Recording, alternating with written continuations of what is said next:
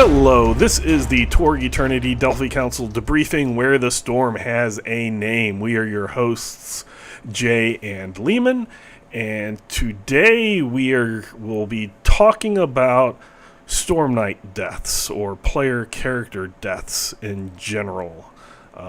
Things to think about maybe as a game master and as a player, how it might affect you or not affect you, depending. Just some thoughts that we have, because it may, although it's rare, happen in your games. Before we dive into that, though, we do encourage you to write us at torgdcd@gmail.com. You can email us questions, which we'll answer to the best of our ability. In a future episode, if you comment, then we can comment on your comments. But Jay, the main reason why I was thinking about having an episode on character death is because it doesn't really happen very often in Torg Eternity. And I know you have some players that take it really hard if a character that they're invested in dies. Other people that are in my groups and such, they love the martyr card. Like, they will actively want to get the martyr card so that they can try out a new character, because they just love to try new and different things. So there's a whole range, an extreme range on where various players fall on it. I know it's always difficult also for the most part, unless you're the evil sadistic game master, which even if you are, having a player character die, a Storm Knight die, can even kind of be a bummer for us game masters who like to make a challenge, but then something really weird happens, and it's... Dice happen. Exploding dice or mishaps happen. So I thought that this would be a good episode to kind of get into. As, again, Torg Eternity, in my experience, along with Classic Torg, player character death, Storm Knight's death, was rare. It happened, but it was a rare thing. So do you have any experiences as a player or a game master that kind of stick out for Torg Eternity as something that players or game masters might want to think about?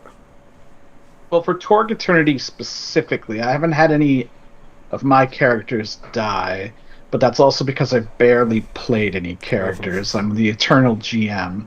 I have played a bit in Torganized play, and there was one scenario we played in where we had two people play martyr cards in that one scenario, and my character got cursed, essentially, and chucked into the void, and I think it still has some horrific flaw, and who only knows when she'll ever get to play again to actually get rid of it.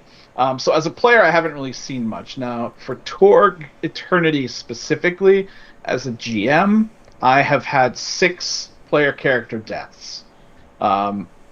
And 3 of them, I guess 4 of them were kind of my own fault, and 2 of them were martyrs. So the 2 martyrs were both dwarves, which it seems to be the trend. I guess there was actually one more death. Okay, so 7. So there was the 2 dwarves that martyred to actually accomplish things in the God Box and Relics of Power. In Relics of Power, you probably know what I'm talking about. But so they died a good, glorious death to get things going. And because many of my players are much like what you were saying, I've got a couple of people that just love making characters. Like in every game, even video games, you just love making characters. So they're like, fine, martyr card, boom, something new next time. Yeah, an alcoholic. Not a problem. Yeah, exactly.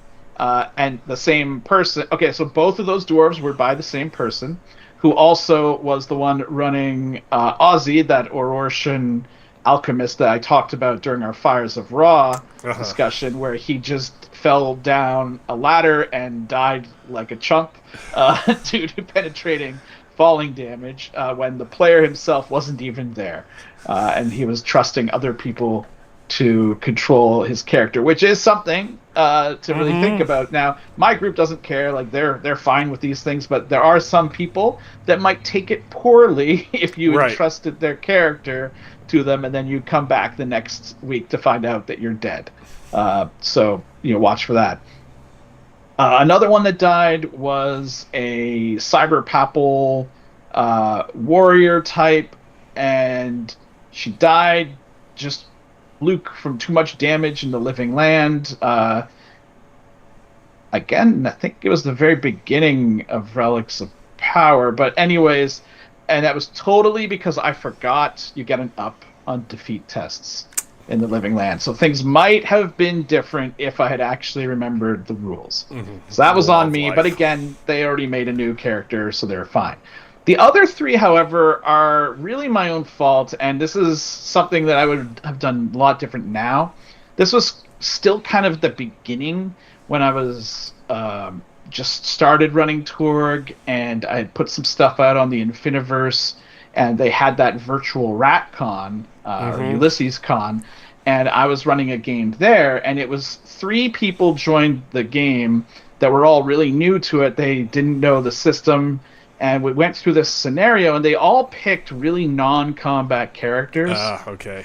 And I had everything on Roll20 and like basically pre-done. So in the final fight, there was these like super Gospog, and there was supposed to be 1 per Storm Knight, but I had preset it to have 4 of them, assuming there was going to be 4 players. And then for whatever dumb reason, I didn't change it, and so the combat went with these 3 non-combatant PCs run by people that don't know the system at all against 4 amped up super Gospogs, and they actually like all died. All 3 of them. It was a TPK, and it just like deflated everything. I could feel all of us like, wow, I guess you died. You failed. We're out of time anyway, but it felt really bad, and I don't know like how that would have necessarily affected their thoughts of Torg Eternity in general. If I was doing that again now, I definitely would have changed so many things, especially because the first half of that adventure was great because there's really not much combat in it, and it was all about they had the reporter archetype and like all these things going around getting stories and leads. It was great, but then once it actually got to combat, they just got like pounded to death, and it was very anticlimactic. And so there's character death, and then there's TPK, which isn't always bad, which I'll maybe get to later, but it just really felt bad. So I know there's talk of GM fiat and everything, especially from classic Torg. I don't necessarily feel you need to like totally cheat and like completely flub things, but you can definitely set things up in a better way than I did there. I should have taken away the 4th enemy. I probably should have taken away 2, to be honest, and just had 2 of them, or had some kind of setback or something. Just as a GM, you should not just slavishly follow what's written in the adventure, even if you wrote it. Depending on the party makeup, you're going to have to change things, so be aware, and don't be afraid to change things on the fly, too, which is what I didn't do there, and I really wish I did. No, I agree with that. Being able to change in the moment. Also, if you're unsure or if you're a new game master, it's always easier to ramp up an encounter than to tone down an encounter. As example, if you throw a couple of threats against the Storm Knights and they seem to just take that fine and get rid of them or close to get rid of them without any problem, then you can throw a couple more reinforcements the next round or 2 rounds later or whatever to kind of build up the tension instead of throwing everything there and then realizing, oh no, the Storm Knights actually can't take on everything. So that's something for game masters to think. On the Game Master Fiat, the times I've used it, I've actually used it as a rule, so it wasn't just me as a game master going, I'm going to make up a rule on the moment to help my party. It was in Classic Torg, the Game Master Fiat was the Game Master, like I think it was 3 times per adventure, they could take the top 3 cards, look at them, and then put them in an order, and then put them back on the top of the deck, either to ramp up the tension, or in the case that I used it in Fires of Ra that I talked about in those episodes, to bring it down a little, because they were close to a TPK. And when we say TPK, it's a total party kill, or the total party is killed, and just to be completely clear for this episode, when we say we're talking about deaths, we are specifically talking about Storm Knight deaths, player character deaths, not the actual players. Not players. It's very easy when you're just talking about gaming to say player but mean player character, but we are always talking about like the player character died in the game, not, I would hope, not in the middle of a Torg game that you would actually have a player that happened to. So that's, I just wanted to make sure that was completely out there. For Torg Eternity, I did have one player character, probably in the same Relic of Power part, in order to save the rest of the party. And the person who decided to do it, though, wasn't necessarily an in-character reason. It was an out-of-character reason. So a couple of decades previously to us playing, that same group of people were playing another game. And at the end of that game, there was a situation that required, it was an Legend of the Five Rings first edition game, which honor and duty are very, very important in that setting. And sometimes in order to not have a stain on your honor, you need to go through basically seppuku is how, or sabuku, however you say it in Japanese, because again, that's not my not one of the languages that I even halfway do correctly. And in that one, everybody won, but they won in a way that had that if they had lived through it, then they would be seen as pariahs and stuff, and it could stain them and their families. So they went through the ritual to clear their honor, and you always had a person who made sure that you did it, and one of the players was the last one standing and didn't care about honor and just then snuck off. So Scorpions. No, he was a Ronin. He was actually he was a Ronin. Didn't really care. So 2 decades or whatever later, when we're playing Torg Eternity and we get to that type of moment where somebody needs to make the choice, you know, if I sacrifice myself, then the party lives. Otherwise, the whole party might die. And the player was like, "Hey guys, remember when I just, I walked away? Well, okay, here's time for me to pay amends, and I'm gonna, go out." And it was a thing that we all knew that was, we had played some adventures beforehand, but that was going to be the last adventure for those characters.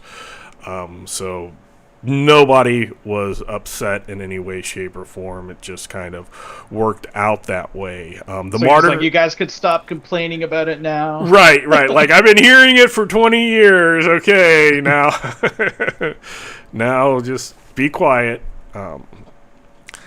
Yeah, for the people who like martyr cards, they usually just cycle through characters. I don't really have a problem with that, because a lot of times they do. My players, at least, have done it in really good, places. Not just here, I want a new character, but they've actually kind of put it into some important places. I know as a player, there have been 3 times where I had the martyr card and was very, very close, because we were in some very dire straits. and I wasn't sure that we would succeed. And then we just hit some explosions that got us through. So I had been prepared to play it. It wasn't like I wanted to, but I was ready to, and would have been fine with that.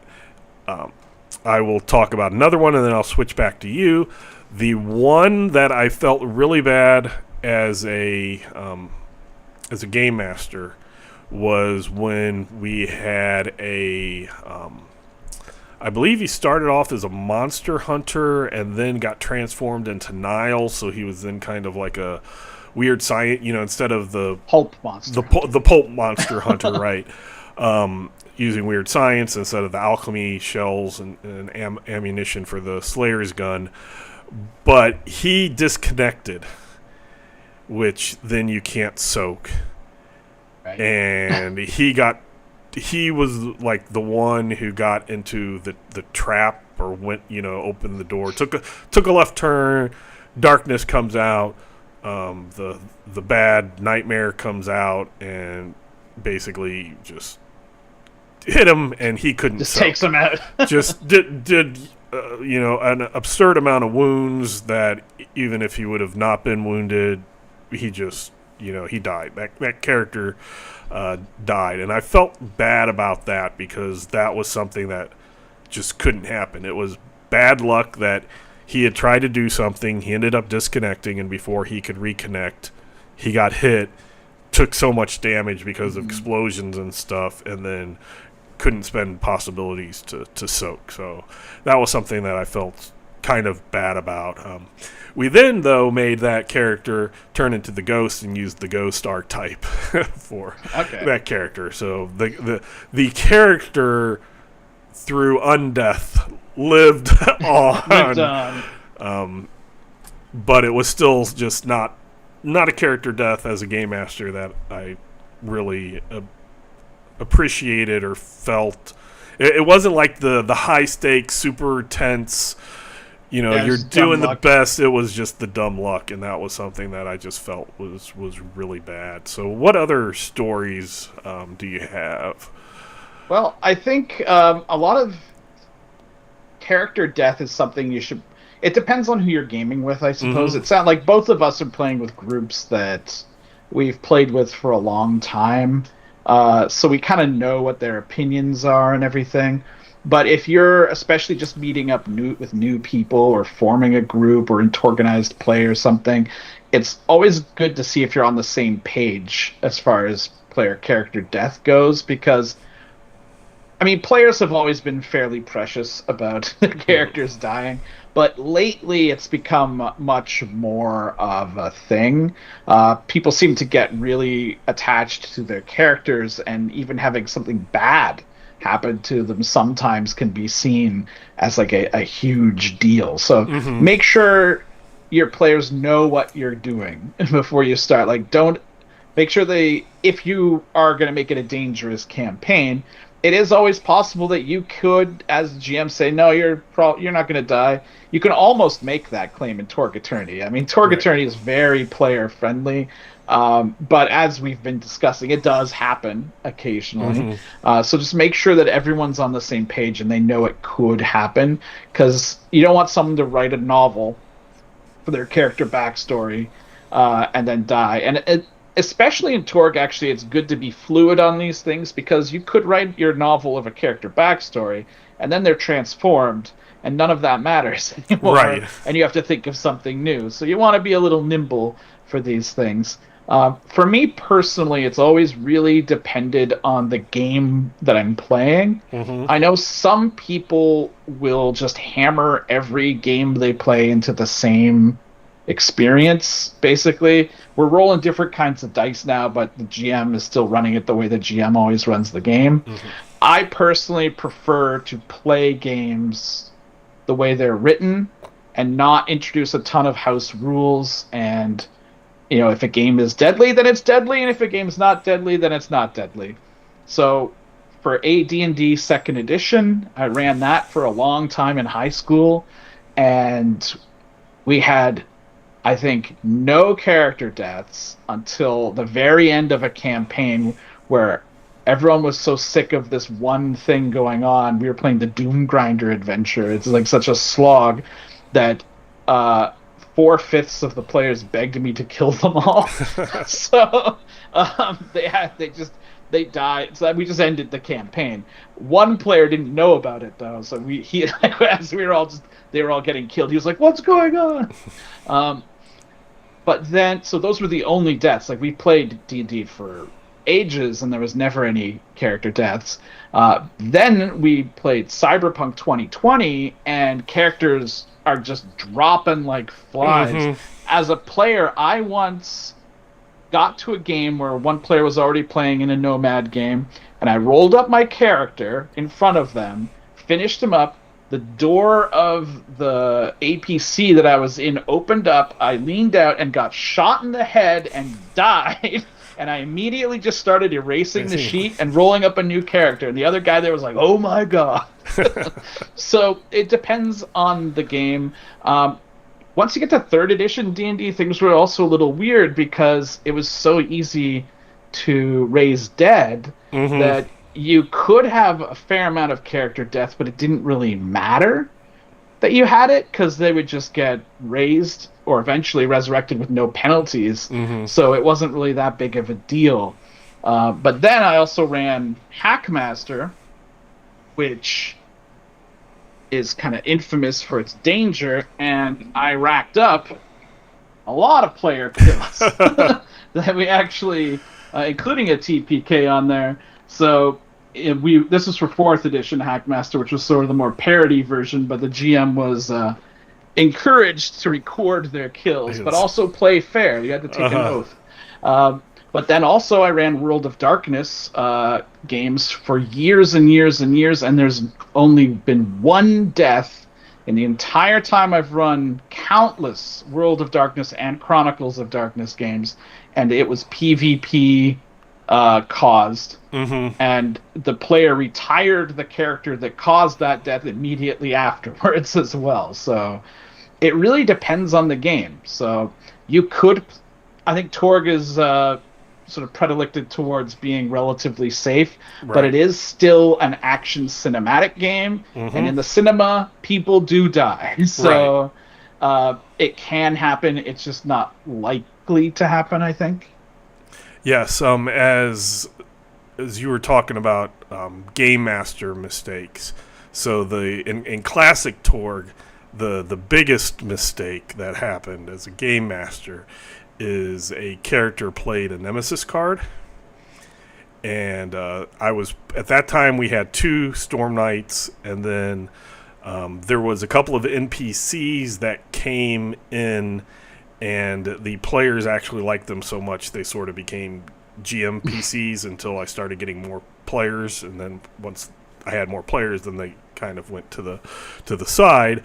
But the Canadian Royal Mounted Police, Lawrence the Mountie, I remember that name very, very clearly, had played a Nemesis card against a corporate ninja and that one, Pan Pacifica, was known as Nippon Tech, and I wasn't paying attention that the character had already taken a couple of wounds, and then when it was time for the Nemesis to show up, I had like a little sliding wall trap happen, which enclosed him and the Nemesis. And in my mind, it had been built up as you and your Nemesis one-on-one. But what happened was, you're wounded and almost dead, and your Nemesis just sticks you and just comes in. Now your character's gone.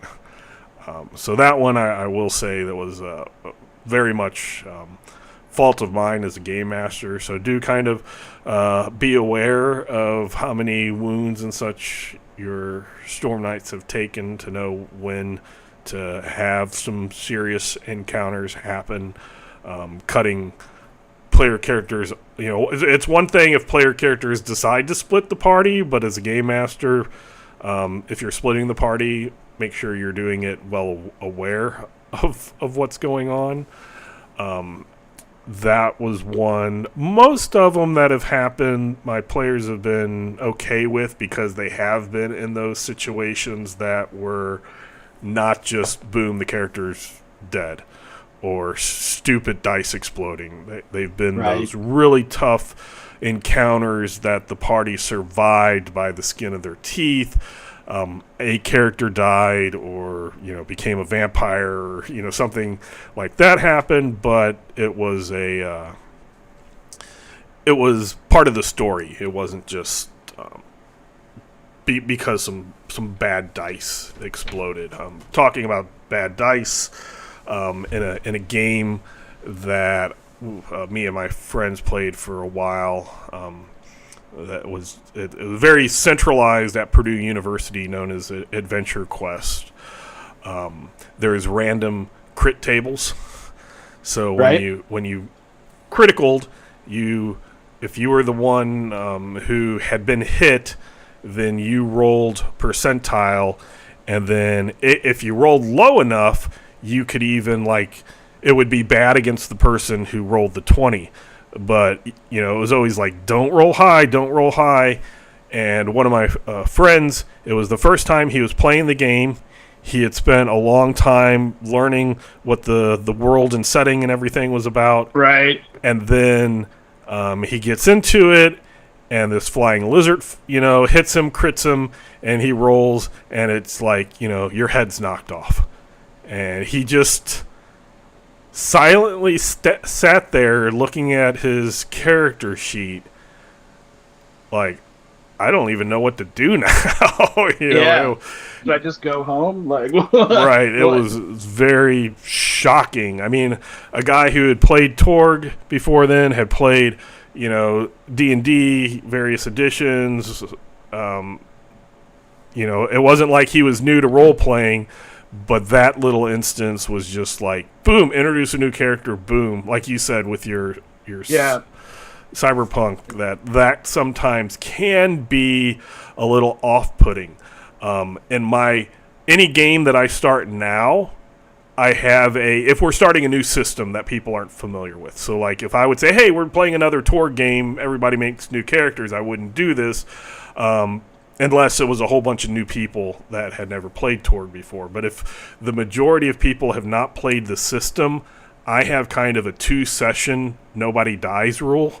Right. Just so that those type of... I'm just learning the rules. I'm just figuring it out. And because of something I don't understand, now my character's, dead. That's a way to kind of prevent that, is just... Now, don't do stupid stuff. If you blatantly do, stuff. If you jump in the dragon's mouth, that's on you. Right. But just because of bad dice rolls or whatever, you kind of have a 2-session leeway to get into the game, to understand the game a little bit before things then get serious and deadly. And that's worked out for me and my groups. So I think Torg also does a very good job at sort of skirting the edge of feeling dangerous, but not actually being too dangerous, because there's a lot of levers that the players can use. You can soak, right? You can play cards. There's a lot of different things that give them some agency in it. You have defeat tests, which is... There's defeat tests as well, yeah. And, I mean, if you've got a good enough optant, it could just bring you back to life, I guess. But so it could feel dangerous, and those are sort of the best combats or situations you get into in Torg, where it feels like you could die at any time, but then afterwards, when you stop and think about it, you're probably nowhere near actually dying, but it still feels like it. Right. And that is something I think that Torg Eternity does really well. Like those instances where I said I had a martyr card and I was on the verge of playing it, but we got out of the situation. But that's also because we were putting cards into pools and building up our resources. Right. And even though a couple of people had, taken wounds and stuff, and the difficulty numbers, target numbers were very hard to, they were really high. They had high toughnesses. We were able to, like you said, spend possibilities, spend cards, do it when you're up, or wait until you have the flurry round to play the maelstrom, so you play that on your first round, and then the enemy can't soak, and then it stops before your second round, or so then you don't have to worry about not being able to soak and doing or setting up things in that first round to then do the attack or whatever, all out attack the first round, and then not on the second round, so I can get you get rid of the vulnerable, right, and things like that. So there is lots and lots of ways that Torg Eternity can mitigate that. But having said that, there are those times where sometimes the game doesn't. One thing that I read in another system that I thought was interesting, and I've never used it as a game master, but if you are one of those groups you have players or game masters who are concerned and really do get upset or that with character death, you just have the player roll the defeat test. Not necessarily out in the open. They just roll it. They see whether or not they die. And then at the end of the encounter, when things are wrapping up, they tell, did I survive or not? So, and you don't even say you have to, really you don't have to roll. You just allow that person to say, right, I'm coming back, or nope, my character died, I'm going to make a new character, which can help balance those out, because I do know some people would just say, okay, my character, this happened and I rolled and I'm just going to go with the roll, or I still feel like I'm missing out something with this character. I didn't get as far as I wanted to go with this character. In my personal times playing recently, like I always wanted to call myself a person who I didn't like when I had characters die willy-nilly. When the absolute worst time my character died, and I told you this, Jay, at the beginning, was there was a system where when any character died, they could roll like fate dice. And if they rolled really good, basically they rolled 3d6. If they rolled all ones and twos, then something potentially good would happen. And if they rolled all sixes, something potentially bad would happen. And my character was just standing around, here we're fighting, but I'm not hurt. And then another character dies, and they roll those fate dice, and they rolled 3 sixes, which was the bad thing. And the bad thing was like fireball exploding, which my character got hit with. My character ended up dying.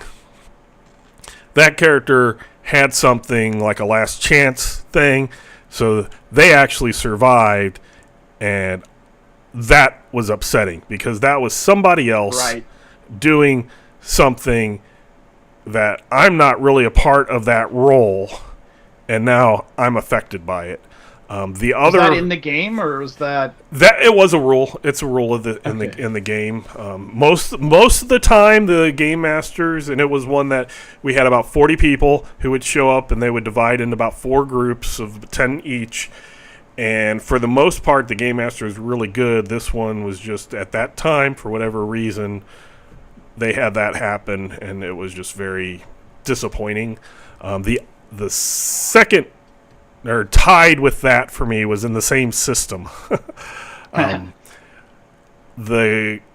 My character had survived the entire first year of college that I played. It was a fantasy club, a role-playing club. And most people would go through a couple of characters through that. Those college groups are fast and loose. Right. So me and another guy, our characters most of the time adventured together, but we had both survived the first year. And when we started playing in the second year, one of the game masters didn't believe that we had that high, of characters, even to a point where in that system you can actually break down instead of levels, they had a rate, and you could take the rate and multiply it by a number and figure out how many experience, and you could quickly determine, this guy had this many experience, do these numbers match? And the numbers matched, but that game master just didn't like it. So my character died that night, you know. Right. Yeah. And I knew because he was like, "Hey, can I see your character card?" "Oh yeah, here it is." And then he's like doing the math. And like, okay, it works. And then later I die, you know. and not any of the newer ones, because that was a game that you didn't have the same XP, so you could have veteran characters with newbie characters and stuff. So those were kind of the two harshest ones that I just absolutely did not like. Very bad game mastering, and those would be things that I would strongly encourage, if you're game mastering, to not do. You know, it's not fun for that person who I've had characters die previously in different games and afterwards, and it hasn't really affected me. But those two kind of, you know, 30 years later, it's still turning. You're still thinking about it. You still have that resentment in it. So, do you have any other examples Not or really thoughts? examples, but while you were talking about that other system of rolling the dice when you die to see what happens, I haven't played it myself, but I've heard a lot of people talking about Fabula Ultima, which is a JRPG, TTRPG, essentially. So if you want to play like a Final Fantasy kind of deal, it's very much all those kind of tropes and everything.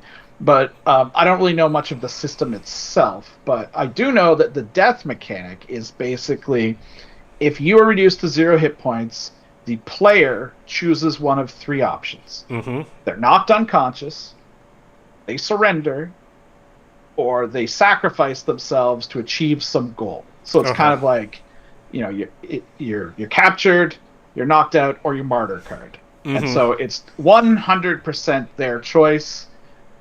You can't blame the GM, right? But I mean, you could blame them for getting you there, I guess. So I've often wondered what something like that might be like too. So if you have to make a defeat test instead of rolling, you just make your decision right then and there. But I thought that was an interesting thing, and especially because what you were talking about seemed like the worst possible version of that same idea. Right.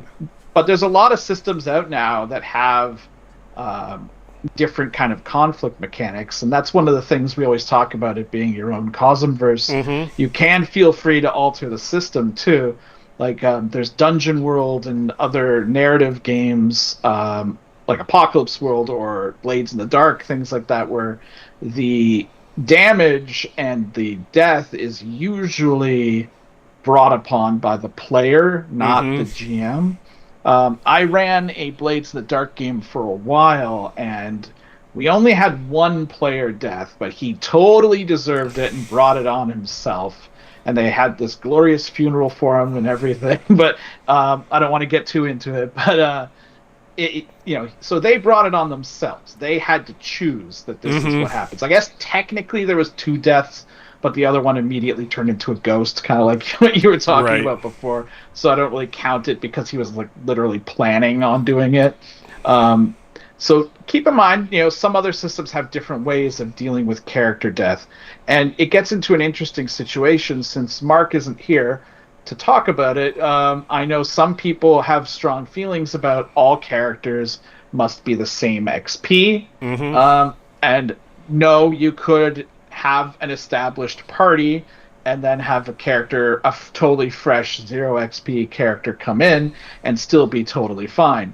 Now, personally, I like the balanced XP, the equal XP, not because I worry about different powered characters. It's just easier. Right. It's just easier for me to think about it. I don't have time to think about it. I switch back and forth between Torg and a 3rd edition D&D game that I've been blackmailed into running.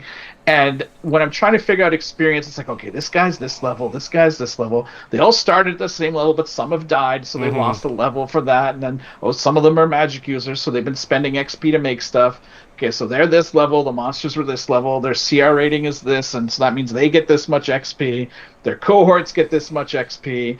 And by that time I'm done, I'm like, ugh. Whereas in Torg, it says, okay, you get your 5 XP, off you go. Right. You're all the same.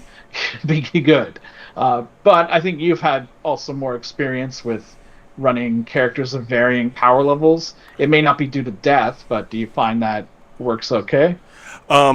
In classic Torg, that's the only way I ran. Was everybody was different. We would have people that had years and years. I mean, they had say in whatever their tag skill and other very useful, what they were known to do. They would have between 8 and 10 ads, because in classic Torg there wasn't a cap at 5 with a mastery perk that allowed you to get to 8.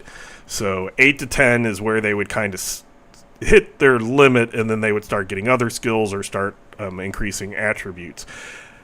It was one of the very few systems where you could have somebody who was running around for 5 years of game time and somebody brand new get introduced with a new character, and that new character could do something. Now, they weren't as good as the established characters, but they always felt like they could do something through interaction attacks or stuff like that. Seeing it in Torganized play, I have that same experience where they just limit it by, okay, this is alpha or this is beta, but beta is a huge, difference. Right. If you're at 50 or 195, there is a huge gap between those two numbers and what you can do. And we didn't necessarily know what the other player characters were at. I just, like when I was playing on the streams and stuff, I just paid attention to my own character, but I never felt like I was being outshone or outclassed or anything like that. In my personal group, though, my philosophy is very similar to yours, where everybody just gets the same XP because it's just easier. And a lot of times I'm playtesting, whether it is playtesting a new adventure or new rules using old adventures to see how compatible they are, and things like that.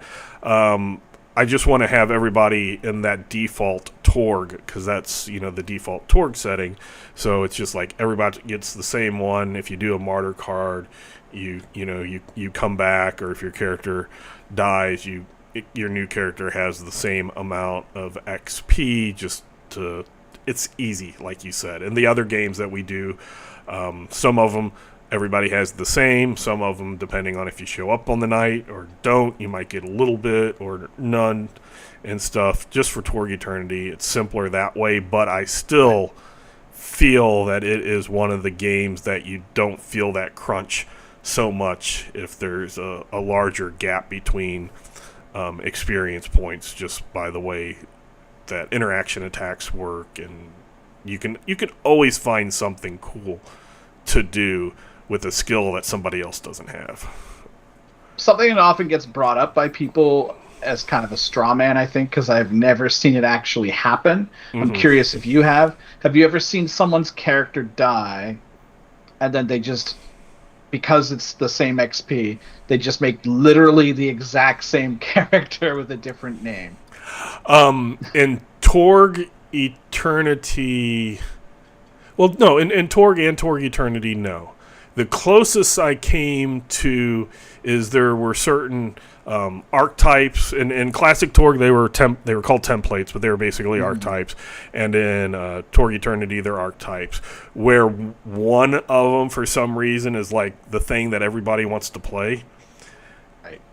But I haven't had anybody who just, my character died and I'm bringing back, Bob died, I'm bringing back Bob Jr. or Rob or, Yeah.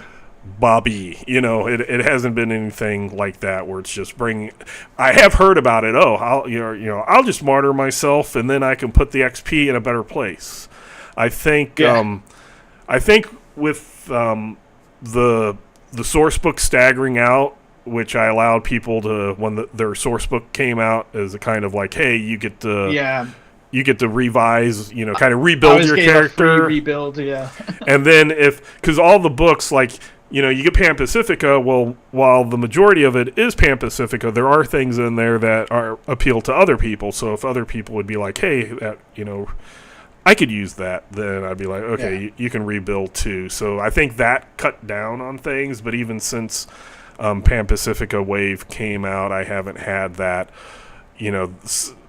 clone character at the. But again, like you, I've heard people talk about that a lot. Like, oh, you could just do that. Oh, you could just do that. But I think it seems like something people talk about doing, but no one actually does it. But right. I guess if anyone's had experience with that, you could comment on it. Right. In a non-Torg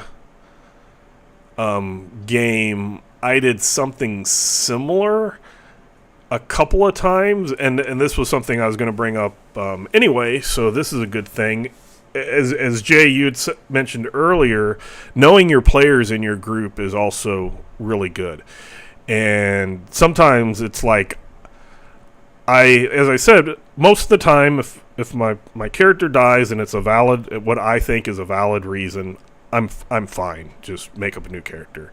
The times that didn't sit well with me, and then I had to step back and going, why is this specific character death really affecting me when they hadn't, before? One of them was because I didn't like the system. Like, I was playing and the setting was cool, the adventure path we were going through was cool, but I did not like the system at all. And we had played a whole, like, level 1 through 20 or whatever, all the way through, and I didn't like the system, and my character was, like, tolerable, and then I was going to step away. I was like, I can't do this game again. I just don't like the system. Also because that was one that there were correct decisions, where if you chose to do something a little different, that's not the correct decision, you're playing your character wrong type thing. Or you would choose something and it would be to your detriment. You have to play the meta build or nothing. Right.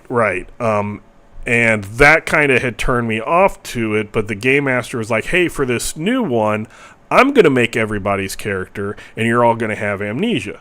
And I was like, oh, okay, I can kind of get behind that, because then me not liking the system and me not being as invested in the system doesn't mean I'm going to make a bad character, as opposed to this guy who has mastered the system. And, at least to start off with, the game master is giving us equal, quote unquote, equal characters. And I actually liked that character class. It was one that when I would go on forums and be like, hey, what would be good for this? Like, everybody was like, do not play this character class. It sucks. Be this other one. This other one is everything this one is and better.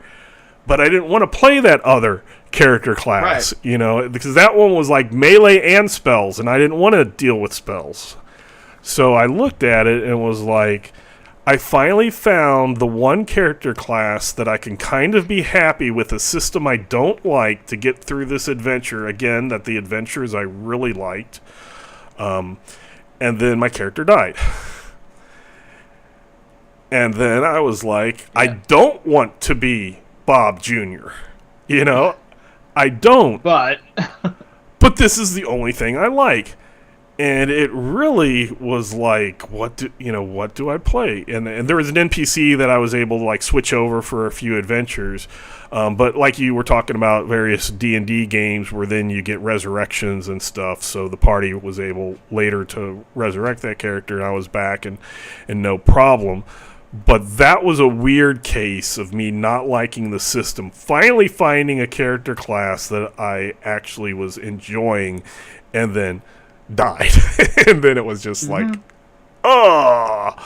and then the other case of which that, along with a couple of other things, had made me realize, besides the game master being an a-hole, the character deaths that I don't like are when I come up with a concept and I'm not sure if it works or not. Like, hey, here's a new concept that I haven't thought about. Let me play this, and then I can see, hey, is this a good concept or a bad concept? And I haven't got to that decision yet, and then my character dies.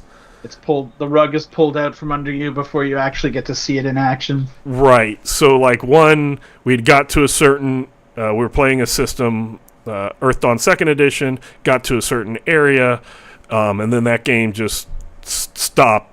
Game Master had other things. We kept the group, but that game was put on hold and has never came back. And I had gotten a character that I was testing out that theory, and I didn't have a definite yes or no. So then 7 or so years later, when we start the 4th edition and people are making characters, I'm like, man, I'm going to end up making the same type of character just to see if that... Just to see. Just to see. Now, that character is still alive. That character is more advanced, and I have a definite answer of yes. So while I do not want that character to die, if the character would die, I think I would handle it a lot better because of this. And actually, what's funny is that character did die when I was like first circle. And then I had a way to get out of that death, so I got out of the death because I hadn't got that yes. So now, even though I'm a lot... You're okay with it. Now I'm okay because I figured out that concept. And that's what I realized, because in other things, even when my characters hadn't died, but I hadn't got that yes, this works, or no, this doesn't work, and haven't got my answer, then I want to play that character. Maybe even that concept in a different game with totally different rules, just to see if the concept works. Like, oh, here's a superhero idea in this one superhero game, but it didn't get far enough for me to like really go, is this working? So then we start like a different group with a different superhero game, and I'm like, hey, can I try this concept? It's because I want to know, does this concept work or not? And if it's something that if I find out, yeah, it works, or no, it doesn't work, even if it's a no, it doesn't work, I'll play the character. It's just, I want to know, does this concept I have work? And that's my current thing that I've learned about myself. That's the more like irksome character deaths, is because I haven't gotten that piece of knowledge that I want. And I find that a lot of my role playing is the exploration of the system and the world and the concepts, and seeing if those all work. So that's my personal ironically, like, I think the system also goes to that to a degree, because you would think a lot of the more narrative systems, you would think people would be more attached to their characters, but I've found it's kind of the opposite, because it's narrative driven and you're telling the character's story. You can kind of decide that they die, and whereas ever since 3rd edition, it existed before 3rd edition D&D, but it was sort of brought up, the whole concept of builds became more prominent, like feats and everything. And Torg is the same with perks and everything. So you kind of build in your mind what you want to achieve by taking all these cool powers. And then if you do get killed before you've achieved it, it's like, man. Because that's what happened to me in that one adventure. Like, I've had so many cyberpunk characters die. It's not even worth thinking about, right? But in Torganized Play, I have my character Harumi. She's been going along. She's beta, and she's in this adventure. 2 other people already martyred. I'm cursed. It's looking like I'm possibly getting stuck in a bleed somewhere permanently. And I'm just thinking, man, I didn't even get to take this ability yet. Right. Which is what I was planning on doing next. And I was just like looking around, it's like, I mean, we'll see what happens. But luckily she got out. But I was still like, this would suck. Even though I've lost tons of characters. But I think mechanically, any system that promotes kind of builds will make you like... Not, I guess it will just hit you more if you die before you get to see the cool thing happen, which is possibly also why we see so many more like YouTubers and everything get upset about characters dying, even on like Critical Role or like streams they watch that they're not even playing themselves. Whereas again, the more narrative games, people kind of almost design their characters to get killed in some cool way. But, I mean, that's just me. Maybe I haven't played enough narrative games. That's a really good point, because we both have had those players that love the Martyr card, and the Martyr card adds to that narrative. I'm choosing the time and the reason, why my character is going to die. Whereas the other is, you do have this kind of thought in your head: is this as cool as I think it is, or is this as is this as X as I think it is? And if you can get there, great, you've answered the question. But if you don't get there, then you're always questioning that. I was in a Blades in the Dark game myself. As a player, and my character ended up accidentally on purpose becoming the big bad guy at the end. Like, I was doing shady stuff kind of against the party. You're supposed to be doing shady stuff. Well, yeah, you're supposed to be, in that game, you're supposed to be doing shady stuff. Very, very opposite of Torg heroics. Right. But our group worked well as a group, and we, supported each other as a group. But my character was doing stuff on the side, and I was bringing back an eldritch horror type thing and making a cult and diverting resources and stuff. That's exactly what happened in my game. And at the end of it, there was a roll. The game master never rolls; it's always the player. Right. Yeah. And it was are you possessed by the evil entity or not? And I rolled a lot of dice, and they all rolled low, so I failed and had no fail-safe. So I was, my character was possessed and became the big bad end guy, which was funny because then I sat back and watched the game master use my character to wreak havoc on the city while everybody else was fighting my character, and they won. It was intense, and even not playing, I found that extremely satisfying because it was more of a narrative. It was a, hey, Leamon, all of these little steps you took throughout the entire campaign, from the very first session to the last session, you set up all of these things, and and it all led to this. Then it was fulfilling. Even as a my character died and I became the bad guy, was because it made sense. My character was stupid. The character was very, I don't want to say naive, but the character just had very strange and different thoughts and didn't think things through and had no interest in magic or the occult. But when he was the one who found this thing, then it was he didn't care until it was in his lap, and then once it was in his lap, he became obsessed with it. Was kind of the character idea, and he just did all of these things that he shouldn't have, and if he known better. What he spent all his downtime on, huh? Right, exactly. The downtime was building up this secret cult and stealing artifacts from the party and replacing them with fake artifacts and things. But it was fun.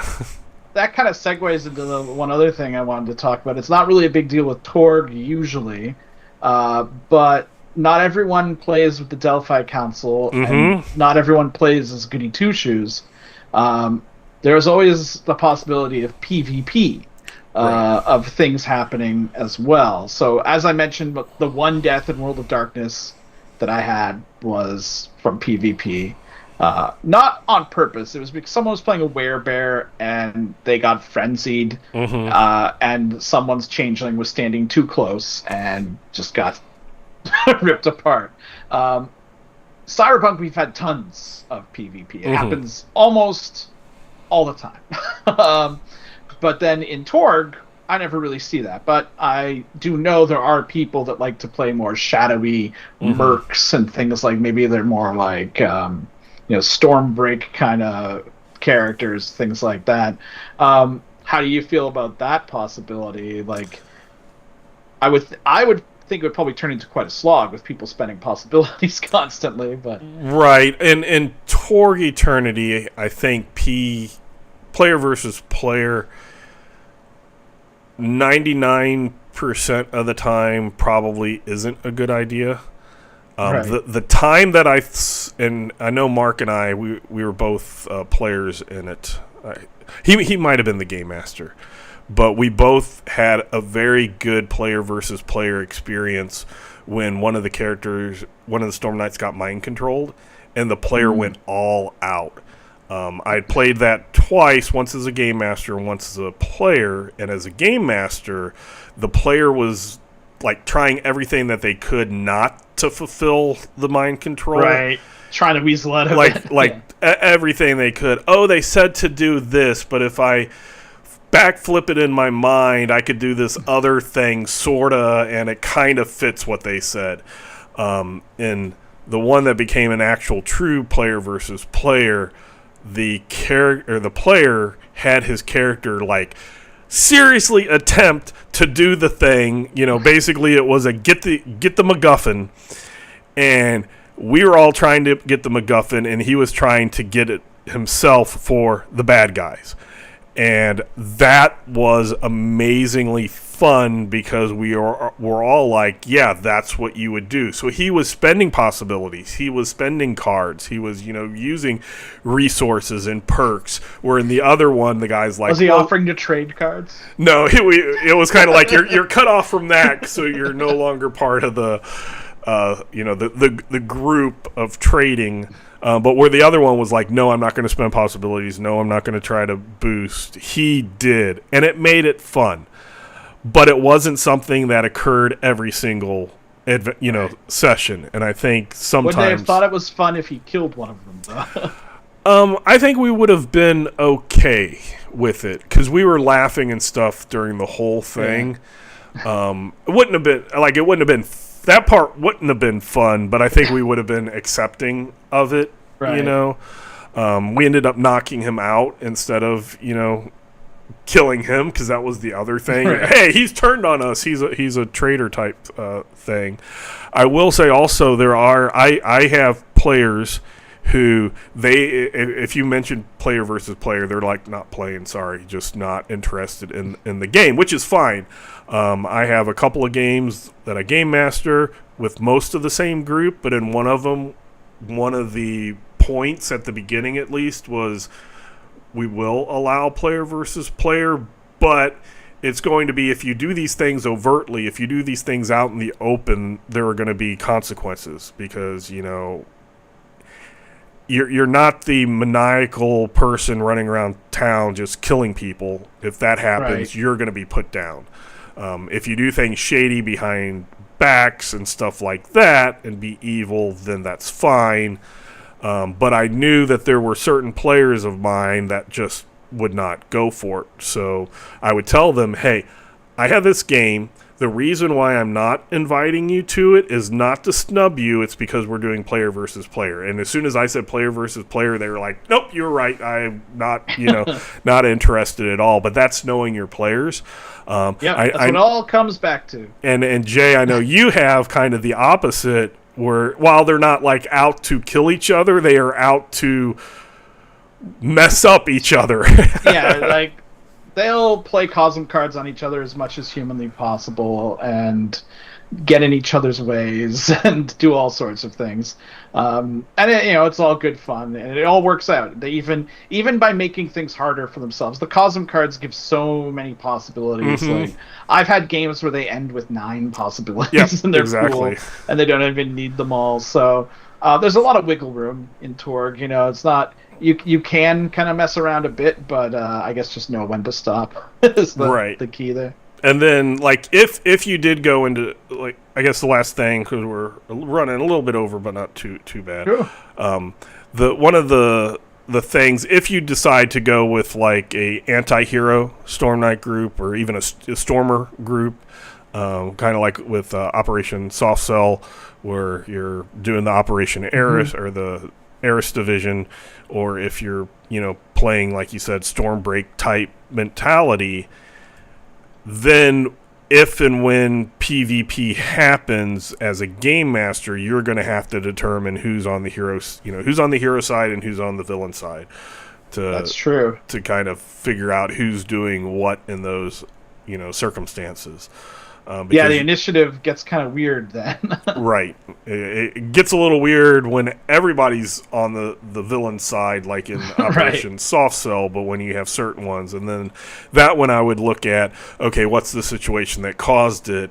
And if you were Delphi Council Storm Knights, which is the side more towards that, and the side that's more towards that is probably should be the heroes, where the other side is the I mean, I would probably still, like, during the mission, even if they were like a bunch of mercs or whatever, right. still call them heroes as far as it goes. But once somebody traitors on them, that person would have to go on the villain side. Right. And I think it's always a good reminder, if you are allowing PvP or evil characters or anything like that, just to remind people that people aren't necessarily going to accept you just being a psycho and murdering people all the time.